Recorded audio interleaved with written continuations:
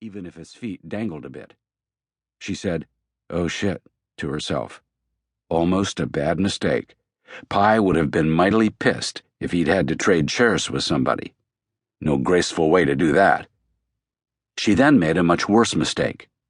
She pulled his chair out from the spot at the corner of the table and started dragging it around to the head of the table.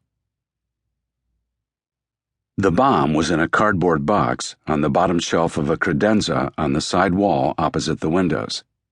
When it detonated, Jelly Brown had just pulled the chair out away from the table, and that put her right next to the credenza. She never felt the explosion, never felt the blizzard of steel and wooden splinters that tore her body to pieces. Sally Humboldt was bent over a serving table at the far end of the room. Between her and the bomb were several heavy chairs, the 4-inch-thick tabletop, and the 4-foot-wide leg at the end of the table. All those barriers protected her from the blast wave that killed Jelly Brown and blew out the windows. The blast did flatten her, and broken glass rained on her stunned, upturned face. She didn't actually hear the bomb go off, had no sense of that, and remembered Pye screaming orders, but she really wasn't herself until she woke up in the hospital in Grand Rapids and found her face and upper body wrapped in bandages. The bandages covered her eyes, so she couldn't see anything, and she couldn't hear anything except the drone of words and a persistent, loud, high-pitched ringing. For a moment she thought she might be dead and buried, except that she found she could move her hands, and when she did, she felt the bandages. And she blurted, "God help me. Where am I? Am I blind?"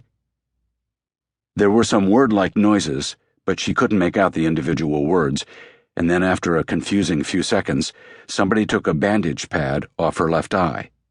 She could see okay with that eye anyway, and found herself looking at a nurse, and then what she assumed was a doctor.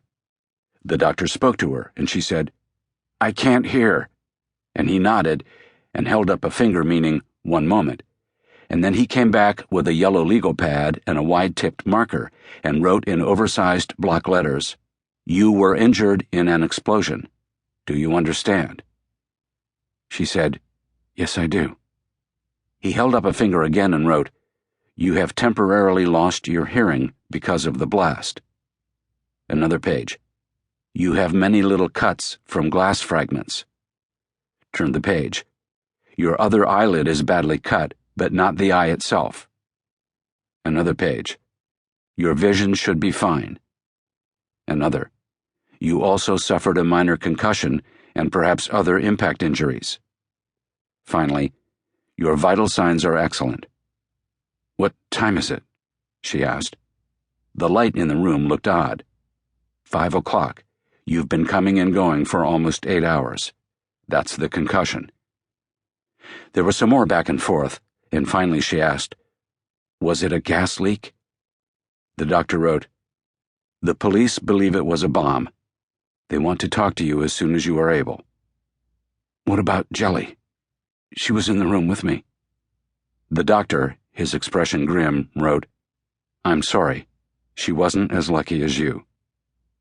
More or less the same thing happened all over again 3 weeks later, and 450 miles to the west, in Butternut Falls, Minnesota.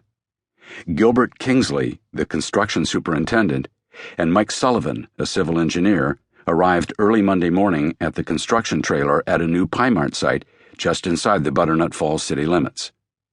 Kingsley, unfortunately for him, had the key, and walked up the metal steps to the trailer door, while Sullivan yawned into the back of his hand 3 steps below. Kingsley turned and said, "If we can get the grade—" He was rudely interrupted by the bomb. Parts of the top half of Kingsley's body were blown right back over Sullivan's head, while the lower half, and what was left of the top, plastered itself to Sullivan and knocked him flat. Sullivan sat up, then rolled onto his hands and knees, and then pushed up to his knees and scraped blood and flesh from his eyes.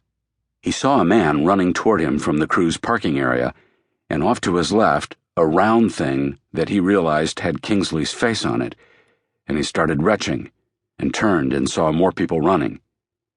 He couldn't hear a thing, and never again could hear very well. But, like Sally Humboldt, he was alive to tell the tale.